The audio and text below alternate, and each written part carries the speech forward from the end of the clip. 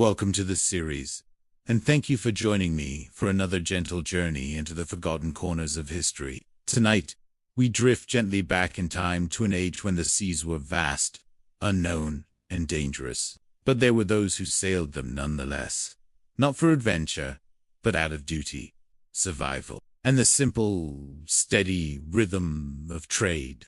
Forgotten shipwrecks, bustling ports, and the quiet lives spent in service of ships that carried the lifeblood of medieval commerce.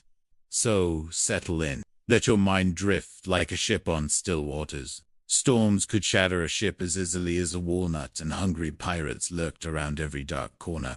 The thrill of the unknown drew them forward, promising riches and adventure to those who dared to chase it. Let us discover the hidden stories of the ordinary sailors, who braved the unknown depths and uncharted waters in the name of trade and adventure.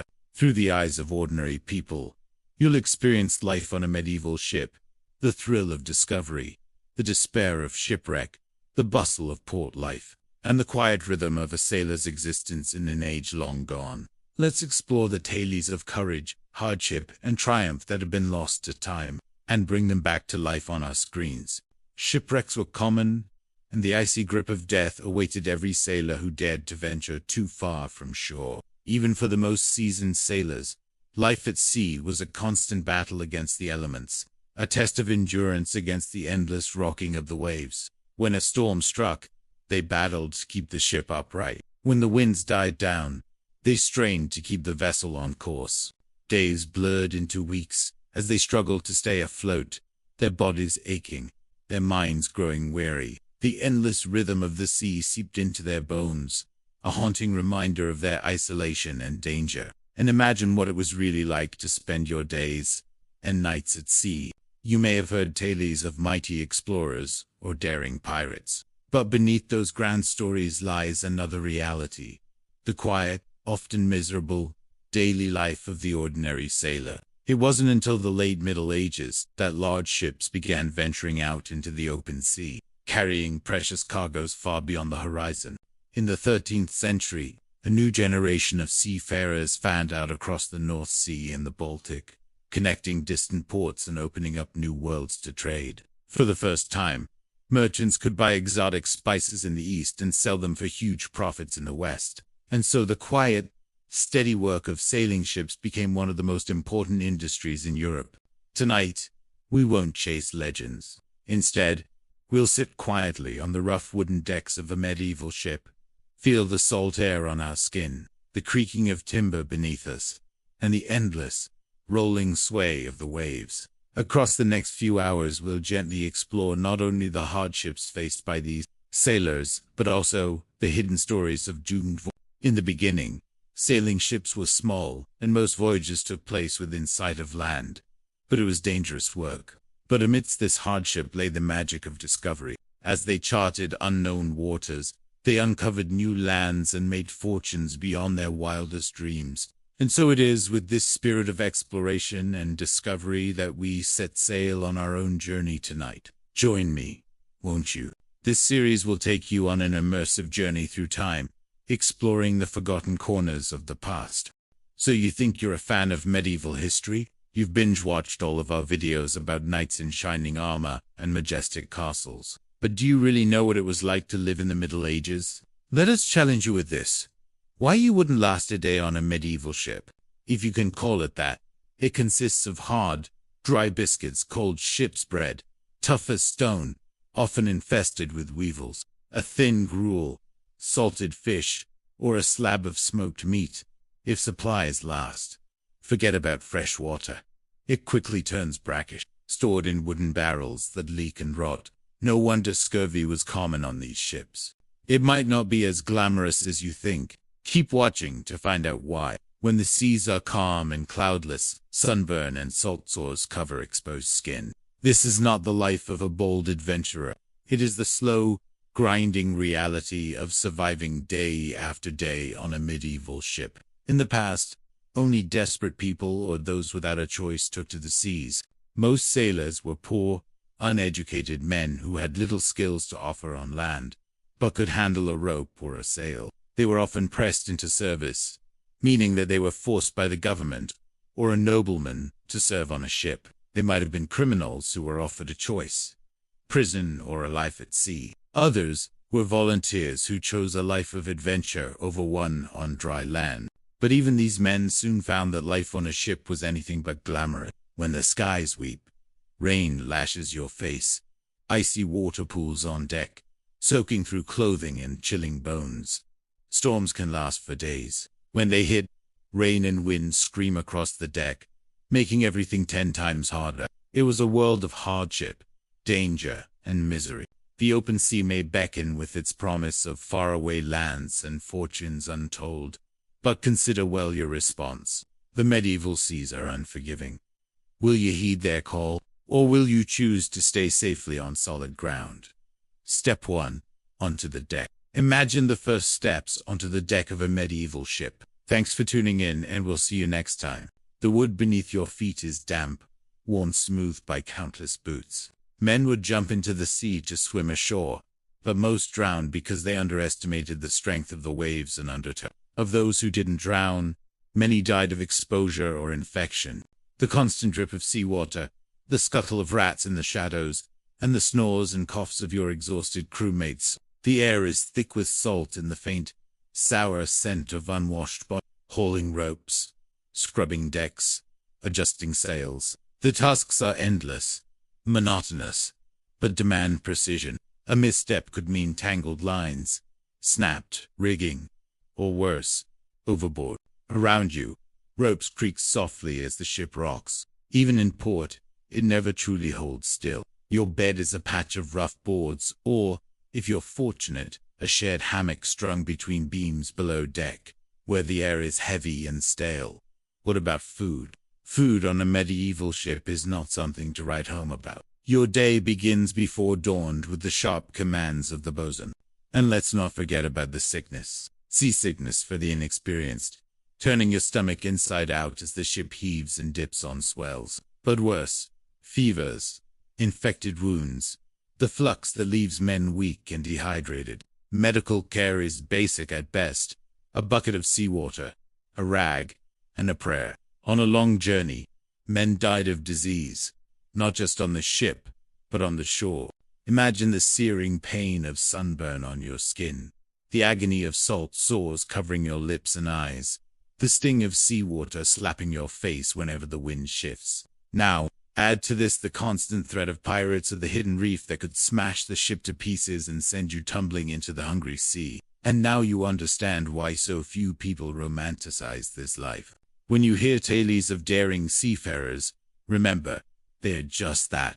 Tales. The reality was much different. If you've enjoyed this video, please leave us a like and watch our other videos. Day after day, the sea offers no reprieve from the monotony of life aboard a medieval ship. The tasks change little, but they never cease. Each morning, long before the sun crests the horizon, you are woken by the low bark of the bosun. Frayed lines can mean disaster when the weather turns foul. Buckets of seawater are hauled up, scrub brushes wielded with weary arms, and the planks are scoured not for hygiene's sake, but to prevent rot. Even the best-built vessel leaks. Water seeps through the seams, drips down the hull, gathers in the bilge. Here, the crew moves in quiet efficiency, each man knowing his task, every action dictated by long habit and quiet endurance. Jokes are rare, songs rarer still. There's little cheer to be found when the sea stretches endlessly around you, and the days blend together in a haze of salt and toil. The night belongs to the stars and the sea vast, dark, and indifferent to your presence. Just as you have ordered your life aboard this ship, your days measured by the rising and setting of the sun, your tasks dictated by the whims of the wind and the waves. The stars, they are the only ones who grant you the solace of their steady gaze. The silent, unblinking eyes that have watched over sailors since time began. Every hour that passes adds weight and dangerous. It's not pumped out. The sea cares little for your dreams, your hopes, your fears. It offers no quarter, asks for no praise. It is a harsh mistress, demanding constant, unwavering devotion. And you are her devoted servant, bound to her rhythms, subject to her moods. You eat with them, but the word for your meager, Meals gruel, bread, dried meat trelly, passes your lips. For out here, on this endless watery expanse, survival is a daily victory. You are at the mercy of the elements, buffeted by winds you cannot see, tossed by waves that know no pity. And when evening falls, the shadows stretching long and lean across the deck, you stand at the rail, watching the colors bleed from the sky. So you work the pump handle, again and again, the cold, hard rhythm of wood on wood, echoing your solitude. Saltwater preserves, but trapped moisture below deck can eat away at the ship's very bones. So you scrub and you scrape, and with aching shoulders, you heave the buckets up and over the side, the rhythmic slosh of water your only company. And so it is that you start your day, hauling, bracing, binding. The rising sun your only witness. His voice is hoarse from years of shouting over the wind and waves, and his commands brook no hesitation. The sails need adjusting, sometimes reefed tightly when storms approach, sometimes unfurled wide to capture every breath of wind. The ropes coarse, heavy with salt require constant maintenance. By midday, the deck is a slick, sun-baked expanse of wood and grime. Cleaning the deck is a daily ritual. And then there's the pump, in a never-ending effort to keep the ship afloat. Below deck, the air is thick with the smell of sweat and brine, the sounds of the sea muted by the sheltering wood. Even the other sailors seem ghosts to you, their faces weathered and worn, their voices hoarse murmurs against the unending sigh of the wind. Meals are meager, conversation hushed, and the work continues, adjusting sails, keeping watch, checking cargo. You find a twisted piece of rope, smooth and worn, and you start to braid your fingers, working the fibers into a semblance of order. And as the darkness deepens, you feel the familiar pull of the sea, the lullaby of the waves, the ceaseless rocking of the ship, a cradle that both comforts and threatens. Only the strong survive out here, only those who endure. So you work, you pump, you haul, you repair, and as the stars wheel overhead, you find a strange sort of peace in the solitude, a grim satisfaction in the knowledge that you are alive, awake, enduring, surviving, day after endless day. No matter how skilled the crew, no matter how sturdy the ship, there is one master at sea that shows no mercy: the weather. Storms on the open sea arrive without warning. A clear sky can darken in moments as clouds roll in like ink spilling across parchment. The wind, once a gentle companion, turns wild and violent, snapping sails and whipping ropes like lashes. The wood groans, beams, strain, and every joint and seam is tested as if the ship herself is praying, begging the giants to be gentle. But the giants, they do not care for prayers. They do not care for anything except the fury of their own strength. Around the rigging, waves rise higher than the masts, crashing down upon the deck with bone-shaking force. The crew relies on experience, luck, and prayer. Sometimes prayers aren't enough. Water pours over the sides, flooding the ship, soaking everything and everyone. Their cause is varied: hidden reefs, sudden squalls, rotting timbers. The aftermath is always the same: debris scattered across the waves, survivors clinging to flotsam, or worse, no survivors at all. Just silence. Where once a ship sailed, the sea does not mourn. It swallows ships and men alike, returning to calm as if they never existed. For those aboard medieval ships, this was the ever-present truth. Nature ruled the waves, and she ruled without pity. The crews scramble, hauling sails down, tying lines, desperately working the pumps. In the heart of the storm, the ship feels less like a vessel and more like a fragile toy tossed by giants. Visibility vanishes. Day turns to night under the heavy clouds. The stars, the sailor's only map, are hidden. Shipwrecks are common. The life of a merchant sailor in the Middle Ages was hard. Storms to weather, monsters to fight, scurvy to endure, because arriving in port meant a chance to stretch your legs, buy provisions, sell your wares, and maybe even rub shoulders with a lord or two. But they did it all for the ports, those few and precious places where sailors could actually make money.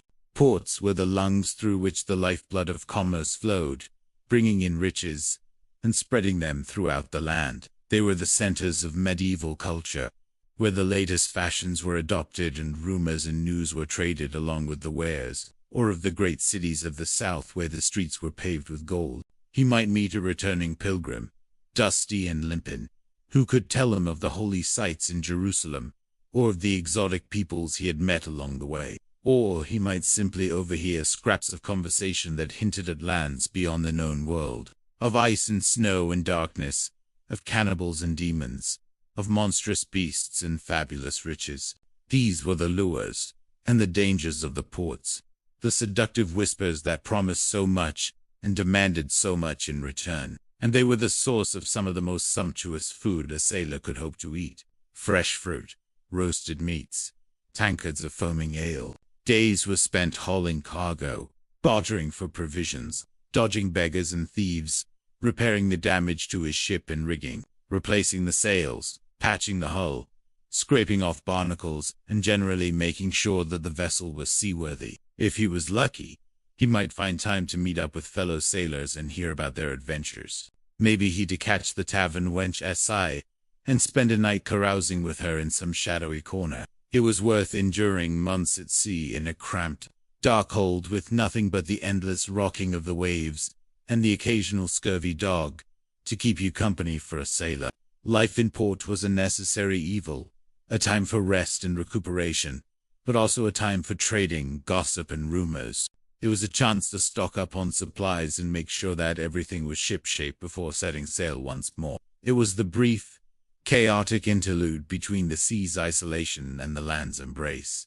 But a sailor's work was never done. As soon as the ship docked, the merchants descended like a swarm of hornets, men seeking to buy wool or wine, salt or timber, spices or furs. The sailors had to unload barrels and crates, stack them up neatly, and wait for buyers to inspect their precious cargo. It could take days for a ship to discharge its hold, and during that time, the sailors were expected to hang around and watch hopefully, as deals were brokered right there in the open air of the docks. When a sale was made, coins would change hands, and the buyers would trundle their purchases off to wherever they were needed. Then the sailors could finally get some rest, or at least they could, if they were able to find somewhere quiet to sleep. Because a port wasn't just a place of business, it was also a place of danger. Sailors rubbed shoulders with thieves and swindlers, drunken brawlers and desperate beggars. Disease, too, often crept ashore with the sailors,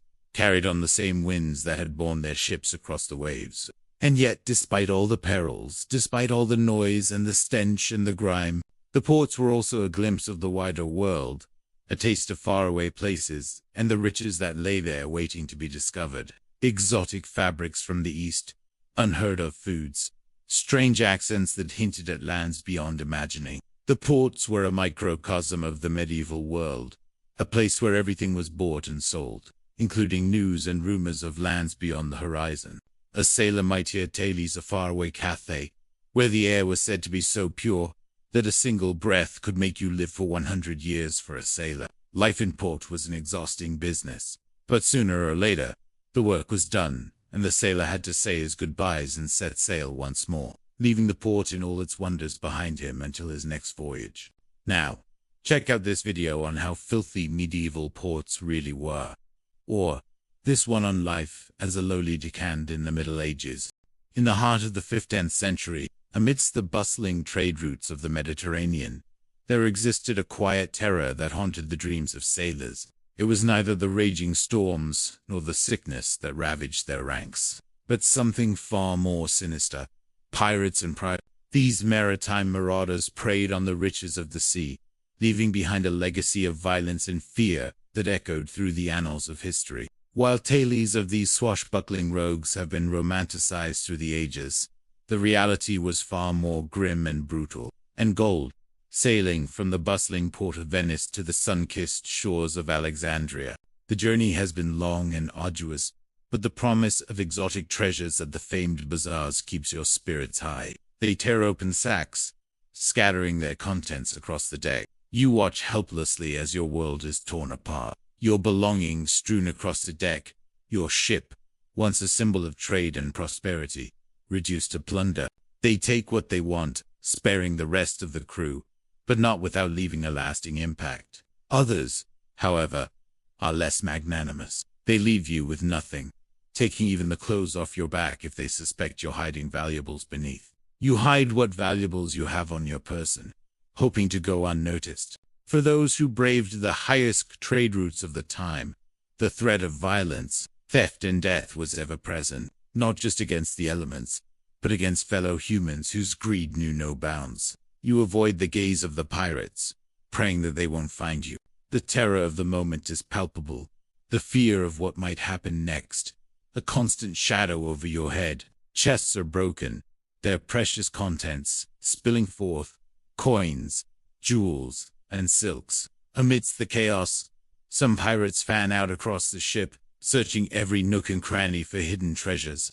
Others keep a sharp lookout, their eyes scanning the horizon, ready to repel any possible interference. As the sun began its slow descent, casting long shadows on the deck, you find yourself caught between the horrors of two worlds, the romanticized image of the swashbuckling pirate and the chilling reality of their brutality. Suddenly, a blood-curdling cry pierces the salty air. Sail ho!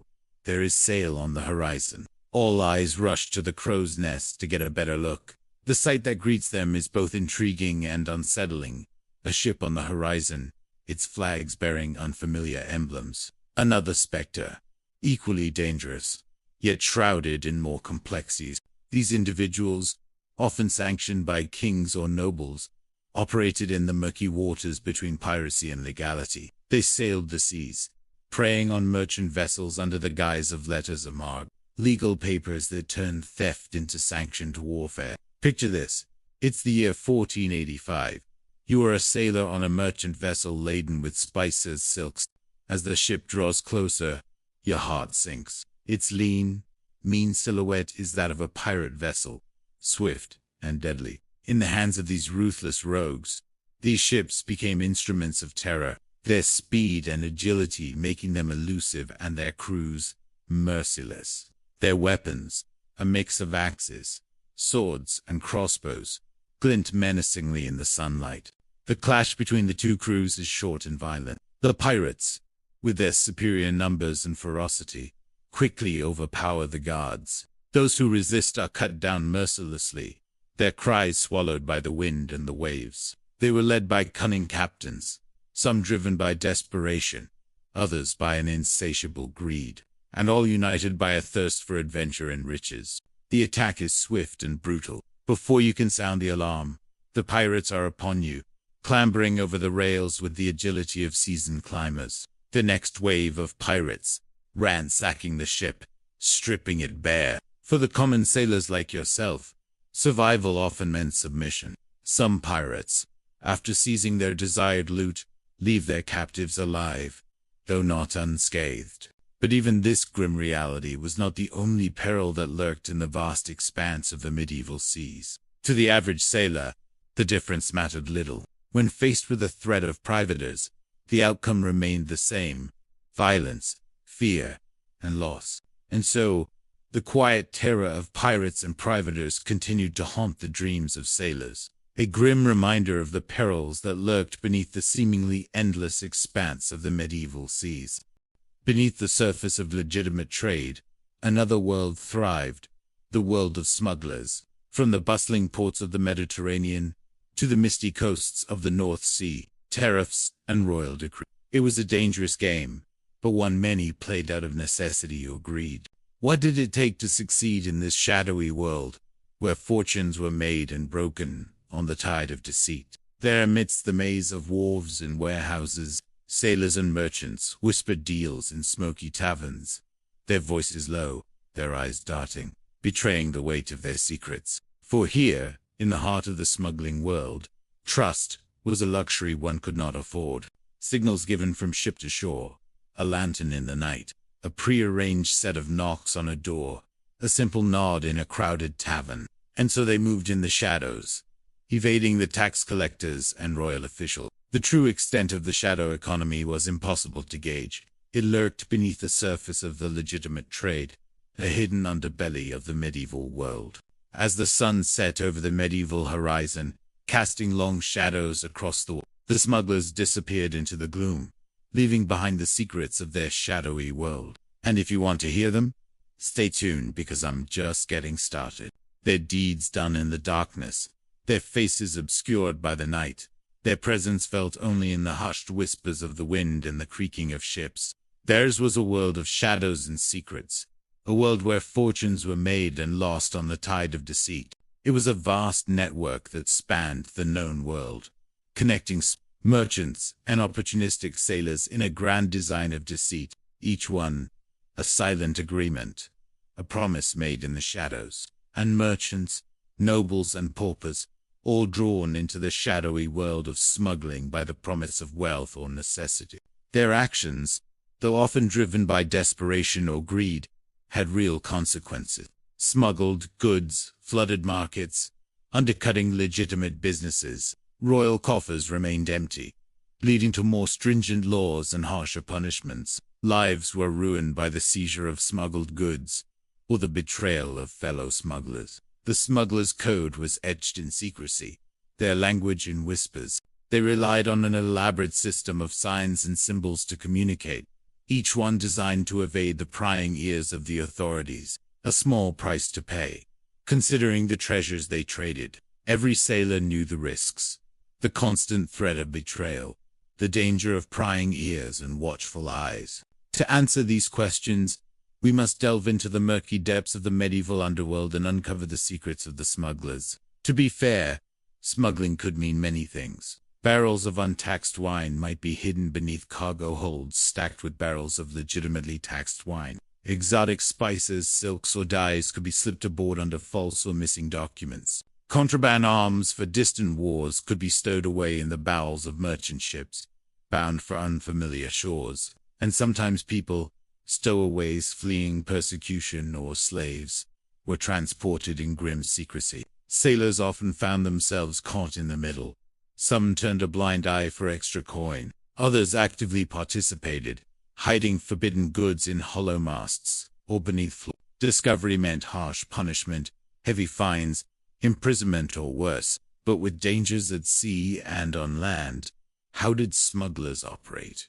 How did they navigate the perils of the trade? It was a shadowy world, one that operated in the darkest corners of medieval ports. Harbor masters and port officials, they were ever watchful, their eyes scanning ships and cargo, their hands always ready to seize contraband. Yet they too could be swayed, bought with the right amount of gold. Secret deals struck in dingy taverns, coins changing hands, ensuring that certain barrels would go unchecked, certain crates would be overlooked. It was a risky game, a high-stakes gamble that demanded courage and cunning. But the lure of easy money was too strong to resist for many. The cargo itself was a diverse lot, wine from France, perhaps, or silk from Italy, Eastern spices or dyes, all highly taxed by royal decree. And yet, for all its complexity, it was built on a foundation of individual choices, the choices of sailors. Yet, despite the risks, the smugglers continued their illicit trade, driven by the allure of easy money or the need to survive in a world where poverty was a constant threat.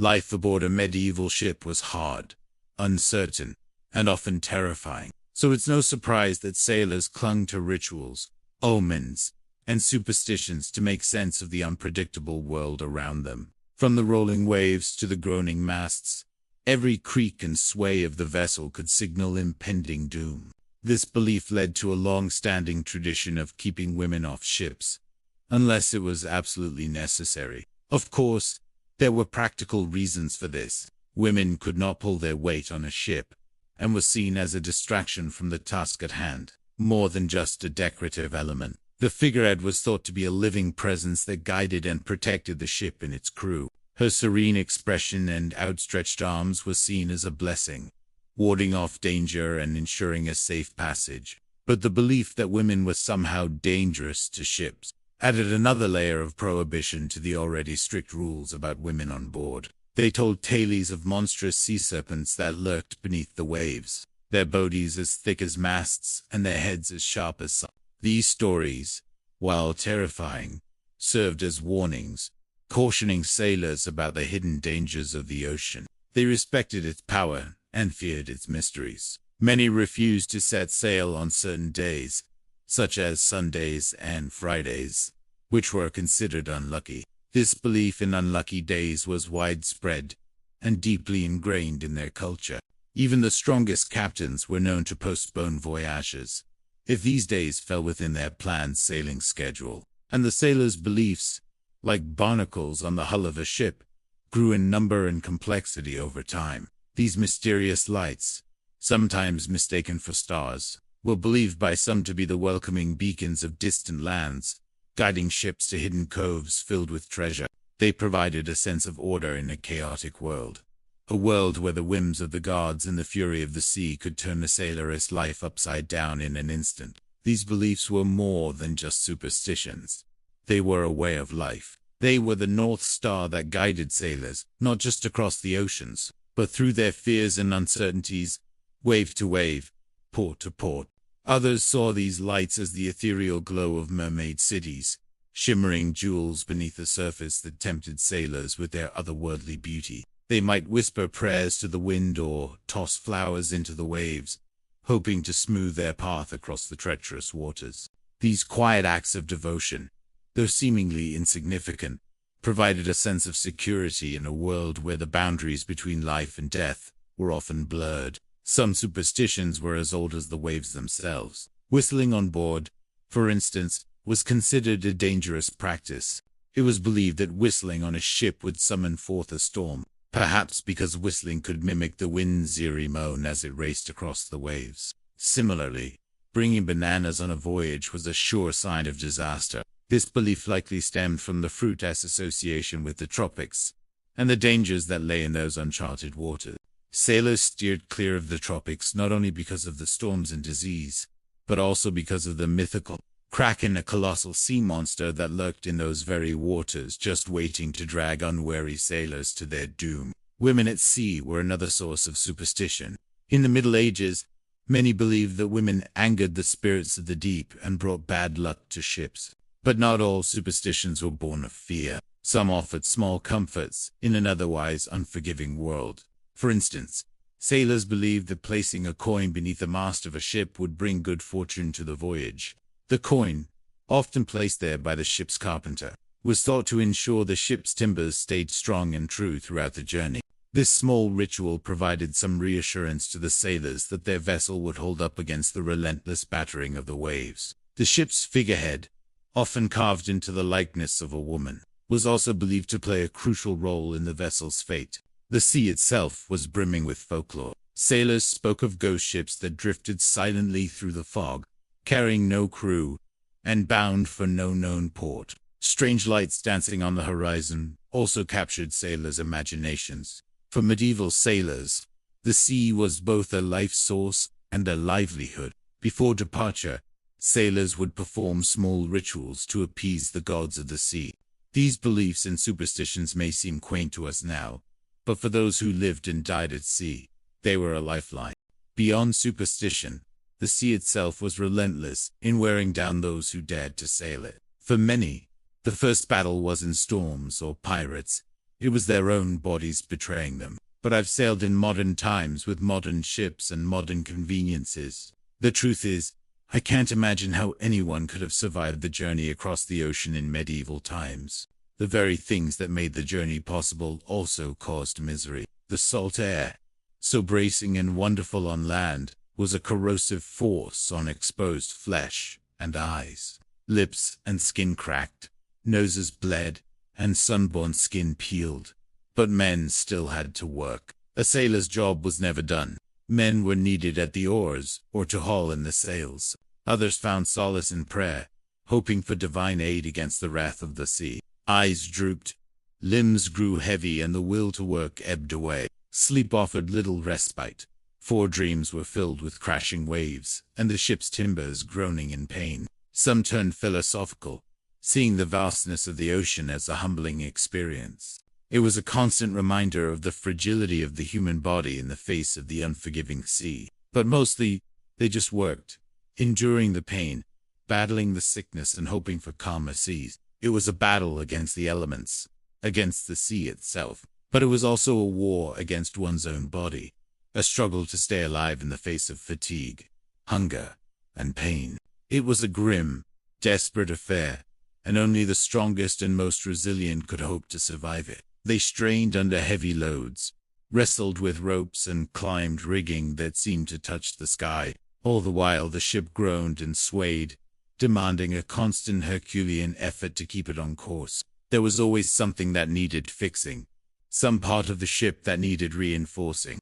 The voyage might last for weeks or even months, and there was no respite from the physical demands of the job. Damp clothes, bread, rashes and sores, and muscles ached from the constant work required to keep the ship in good shape. It was an ordeal of endurance, not just against the elements, but against one's own weakening body.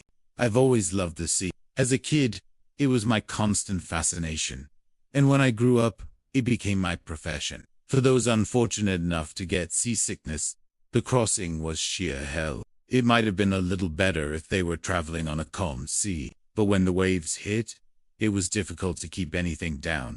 For days or even weeks at a time, unable to eat, only the most robust could survive such an ordeal. There's this popular image of sailors having a great time, drinking and singing on a ship, but the reality was far more grim. Hygiene was a distant luxury. Fresh water was too precious to be wasted on washing, so it was reserved for drinking only. This led to lice and fleas, and the unrelenting itch of filth clinging to clothes and bodies. And even then, it was a hollow victory. For what's life without appetite? But even for the most seasoned sailors, the environment took its toll. The ocean voyage in medieval times wasn't romantic. Food also lacked variety. Hard biscuits and salted meat were staples, but fish and fruit were luxuries. Scurvy, a cruel disease brought on by lack of vitamin C, was common. It brought swollen gums, weakness, and in severe cases, death. Teeth rotted, eyes dulled, and the body withered under the harsh rhythm of ship life. This wasn't just a battle against the elements. It was a war against one's own body. A test of it was rough work, dangerous work, back-breaking work. Men tried to find ways to alleviate the misery. Some turned to drink, seeking oblivion in a tankard of ale. Fatigue wasn't just a feeling. It was a tangible presence that hung over the crew like a shroud. Even the most robust of men couldn't escape the effects of fatigue. It crept up on them, sapping their strength and dulling their senses. Sailing across the ocean in medieval times was an epic journey, a test of human endurance. Life aboard was not a democracy. Order had to be maintained, and discipline was often swift and severe. Medieval ships operated under strict codes of conduct, often unwritten but universally understood. Disobedience, drunkenness, theft, or fighting Gaul carried harsh penalties. The ship's master, often chosen for his authority as much as his skill, wielded absolute power. His word was law, his judgment final. Welcome aboard. Life on a medieval ship was governed by one simple concept: obedience. But even these punishments were relatively uncommon. Most sailors, after all, didn't wish to die, and the vast majority of crews went out of their way to avoid bloodshed. After all, they were all in the same boat. Metaphorically speaking, of course, for the duration of the voyage. And the reality of life at sea meant that every man aboard was utterly dependent on every other for their very survival. Loot a port city, or plunder a fallen enemy vessel. All right, steal from your shipmates, and you'd be taking food out of their mouths. Get drunk and disorderly, and you might be putting the whole crew in danger. And kill another sailor, and you'd be reducing the number of men available to work the ship, meaning more work for everyone else. The ship's master, whether captain or admiral, held the authority of a god over his crew.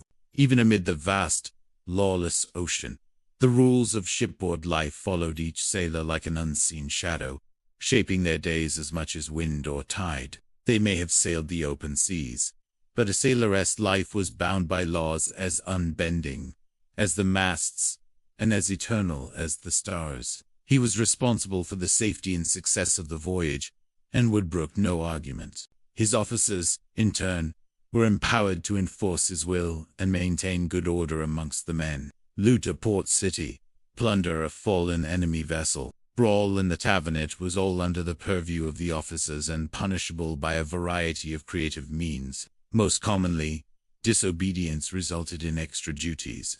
A sailor might be sentenced to swabbing the decks or bailing out the hold.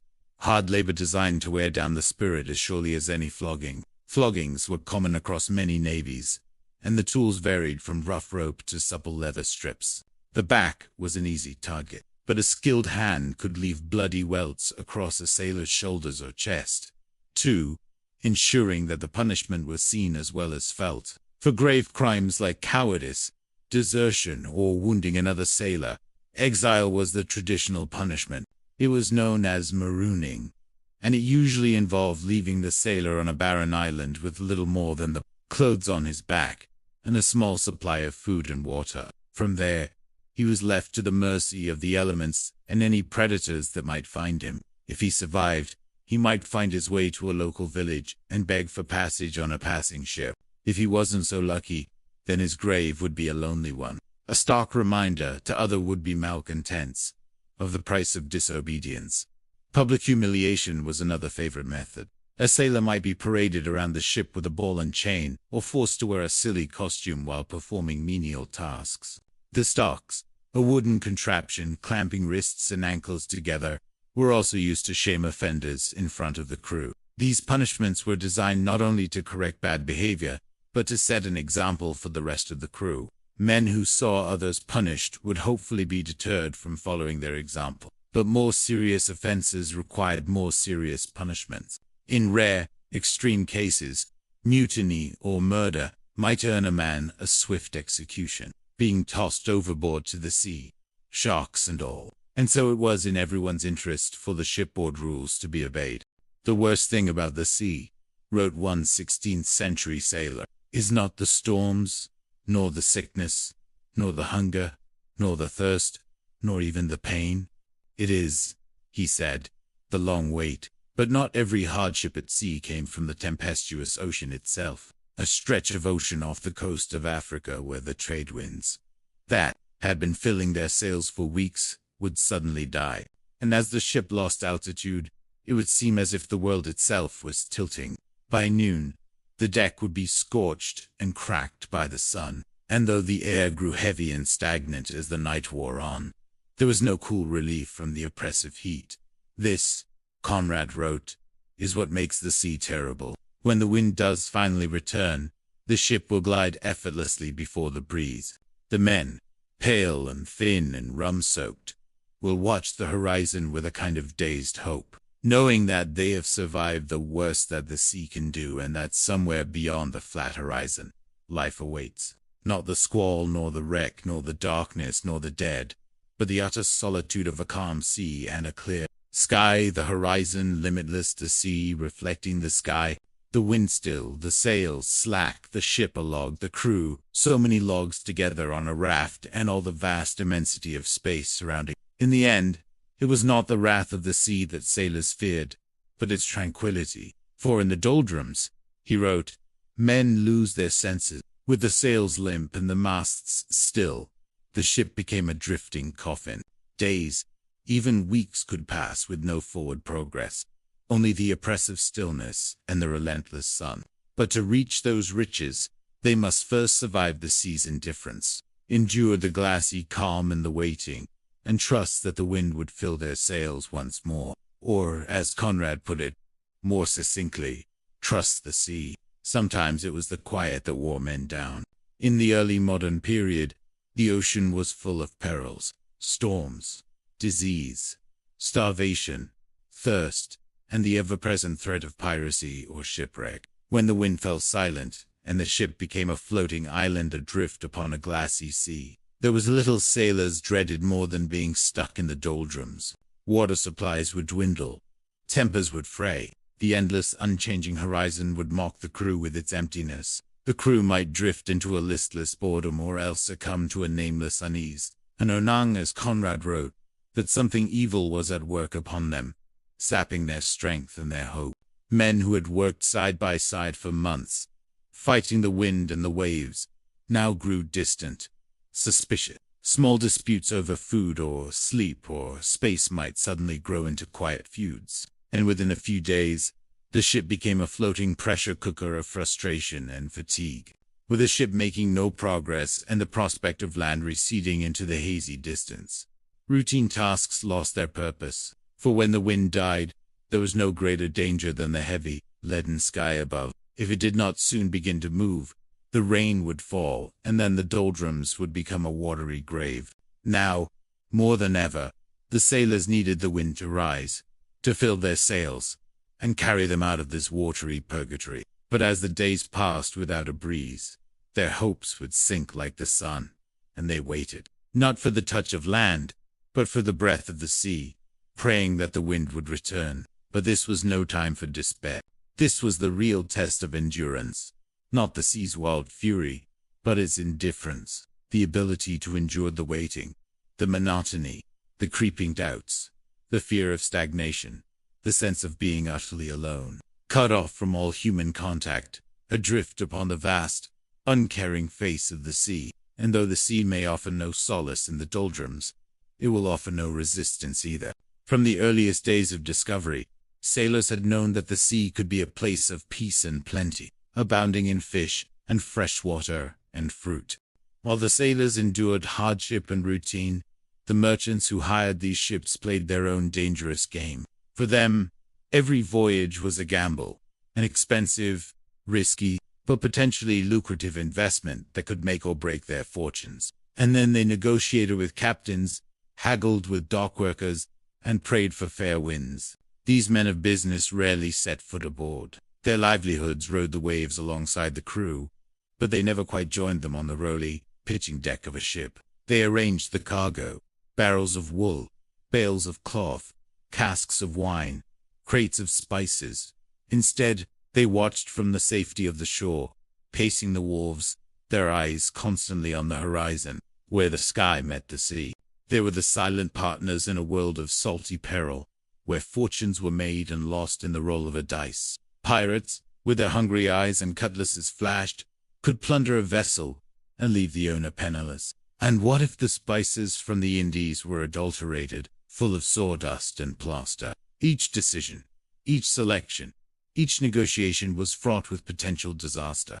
Shipwrecks, the cruelest mistress of all, could swallow a whole fleet and spit out only broken masts and shattered dreams on the shore. But that, too, was a gamble, for the loss of a single vessel could cripple them. There, on the rolling, pitching deck of a ship, their hopes rode the waves. To them, every sail that appeared was a potential harbinger of salvation or ruin, and those were only the perils at sea. Yet they returned again and again, driven by ambition, by the quiet hope that this voyage, this cargo, would be the one to change their lives forever. If the vessel came back empty, or worse, broken and leaking, then the merchants' worst fears had been realized. Behind their wealth lay the dark undertow of risk, the ever-present threat of ruin. For these men of business, life was a series of desperate hopes and fearful waitings, always on the edge of their seats, never truly at peace until the ship was safely docked, and the cargo counted, and the rewards were tempting. Cloth shipped from England, spices from the East, fine glassware, salt, furs, all could fetch immense profits in the right market. A successful journey meant not only wealth, but status and influence within their town or city. The risks, however, were as vast as the sea itself. Storms could shatter a ship and founder its cargo. Dishonest captains might run off with a ship full of wares, or greedy dockworkers could damage cargo in the hold, or worse, purloin its riches. All the merchant had were his wits, his contracts, and the hope that the men he'd hired were honest, capable and strong enough to withstand the perils that the sea and the world could throw at them. Even in port, dangers lay in wait. Would it be sturdy enough to survive the voyage, or would it crack and leak in the middle of the storm? Would the captain be cautious and skilled, or reckless and drunk? Was the crew well-trained, or a rabble of lamb? For the merchants, the gamble began the moment they bought or commissioned a ship. And then there was the cargo. What if the shipment of wine turned out to be vinegar? Where would they sell cloth if there was a plague? They tried to mitigate the risks by diversifying their cargo, spreading their investments across multiple ships, hoping that if one failed, another might succeed. In the bustling port cities, anxious merchants paced the docks, their eyes constantly on the horizon. If the ship returned safely, laden with riches, then the merchants' prayers had been answered. Behind their success, behind the opulence that some of them displayed, beat the constant, erratic pulse of the sea. For every merchant who made his fortune, there were many more who went down with their ships, swallowed by the insatiable sea, their dreams and their money vanishing beneath the waves. We tend to take for granted how easy it is today to find our way around, whether we're walking down a city street or sailing across the ocean. There's almost always a map available that can guide us to our destination. You could try looking at the sun or the stars to figure out which direction you're facing. Right. Well, that's exactly what sailors did. And surprisingly, they still do. But imagine trying to navigate without one. Say, for instance, you're on a boat in the middle of the Atlantic Ocean. In the modern world, we rarely consider how extraordinary it is to know exactly where we are at all times. Despite these challenges, ships found their way home, most of the time. But the uncertainty lingered like a constant fog in the mind. Every journey carried with it the quiet, unspoken fear of becoming hopelessly lost on the vast, indifferent sea. At night, constellations provided clues, most notably the North Star Polaris, a steadfast companion for sailors venturing beyond sight of land.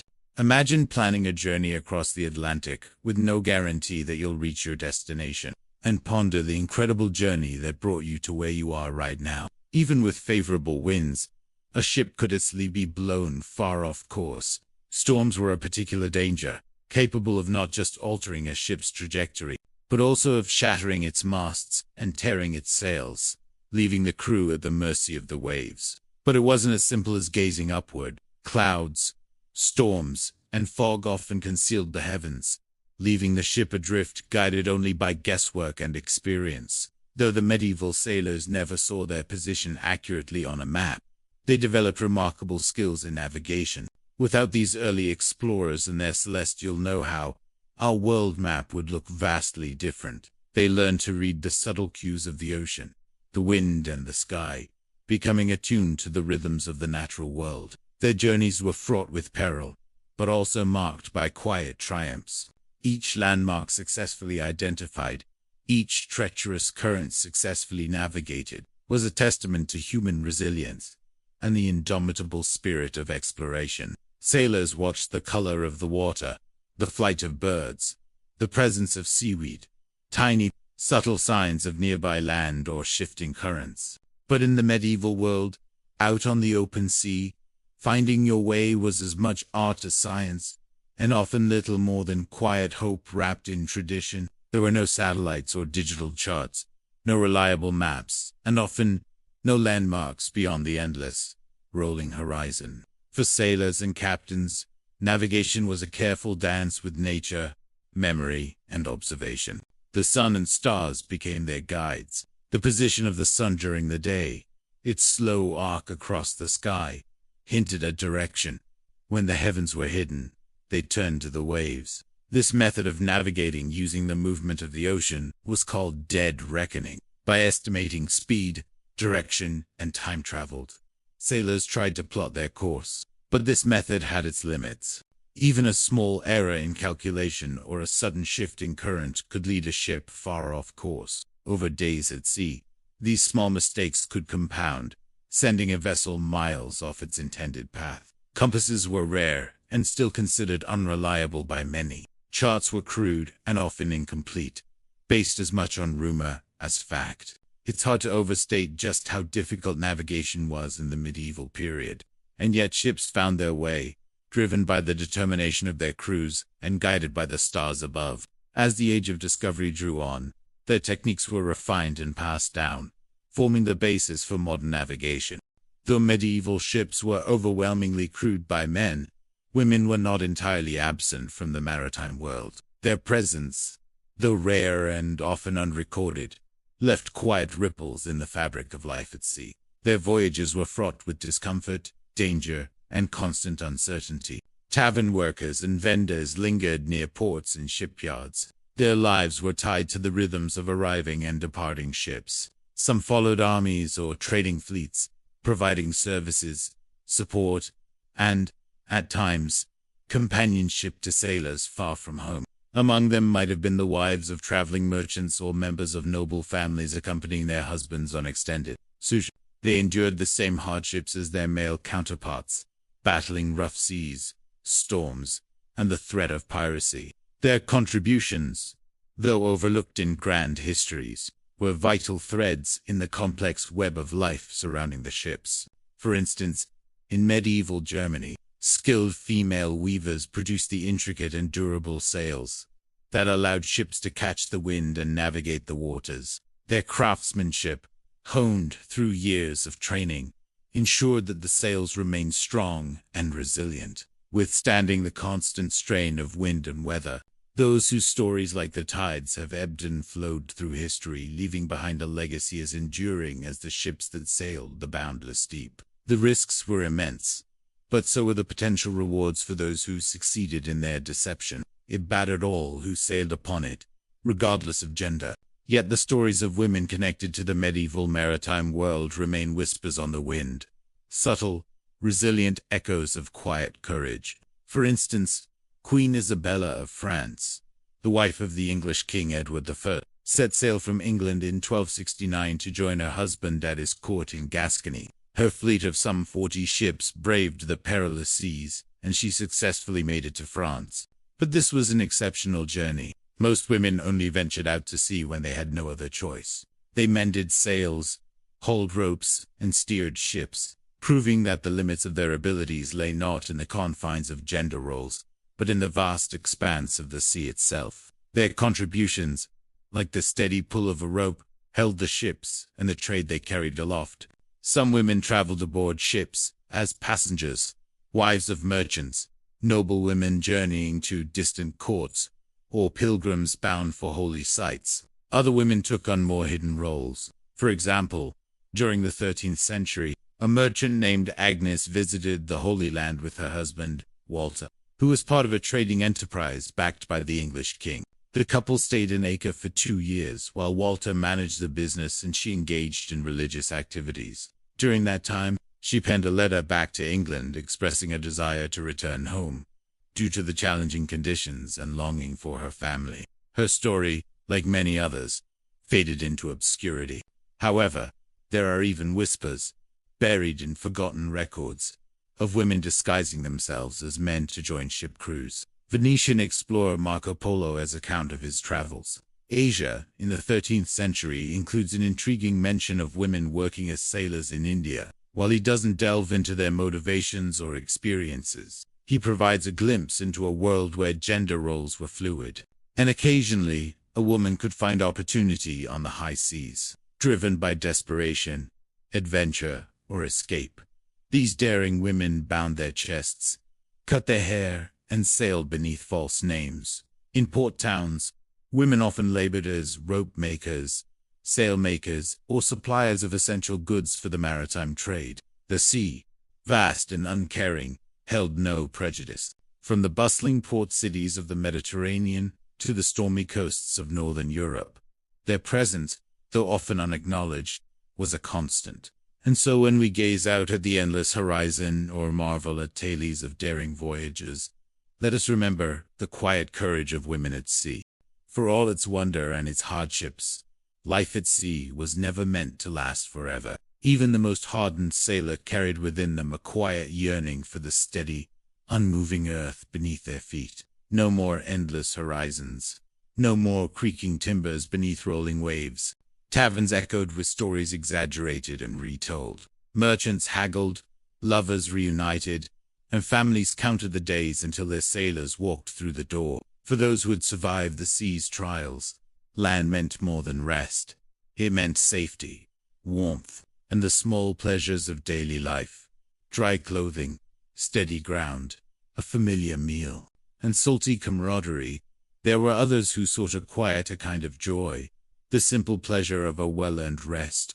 Ports were only pauses between voyages, and the endless blue horizon always beckoned once more. But for others, the quiet peace of the evening brought a different kind of longing, a desire for the simple joys that seemed so distant on the rolling waves.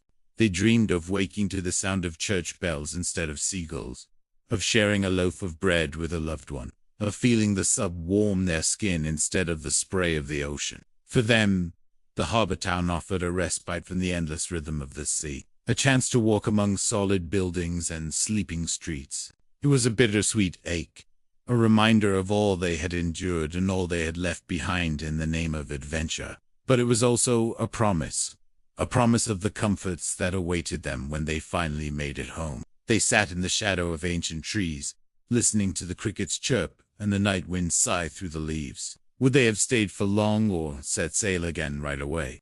If you enjoyed this glimpse into the forgotten world of medieval sailors, don't forget to show your support. Your likes and shares help keep our stories alive and bring history to more people like you. Until next time, goodbye. Let your imagination run wild in the comments below. In these moments, they felt the comforting pull of gravity, the steady, sure-footedness of land beneath their feet. It was a feeling they'd almost forgotten, like a half-remembered dream. Instead, the comforting solidity of a port town, the sounds of markets, the scent of cooking fires, the chatter of familiar languages. The moment when the outline of land first appeared on the horizon marked not just the end of a voyage, but the end of uncertainty. Harbor towns bustled with life, the weary returning home, the hopeful setting sail. A sailor's life was hard and dangerous, but it was also a life of freedom, adventure, and the constant thrill of being at the mercy of the elements. It was much the same for our sailors. Their lives were measured by the light of day, and when the sun began its slow descent, they knew time was short.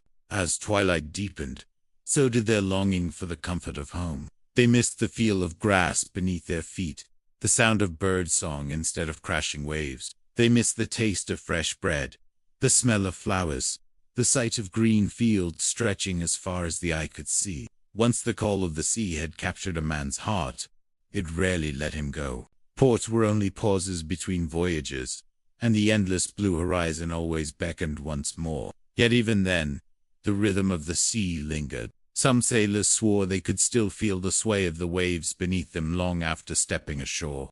Now, if you've ever stood at the shore and watched the sun dip below the waves, you know how quickly the light fades on the water, leaving you in darkness before you can find purchase on land. And though some found solace in the familiar routine of tavern life, with its raucous laughter, for some, the call of the sea was too strong to resist. And so, as the darkness deepened around them, our sailors clung to these memories, these fragments of a life lived on land. And now, I want to hear from you. What do you think our sailors would have done once they reached port? How would they have spent their time on land? And thank you for joining me today.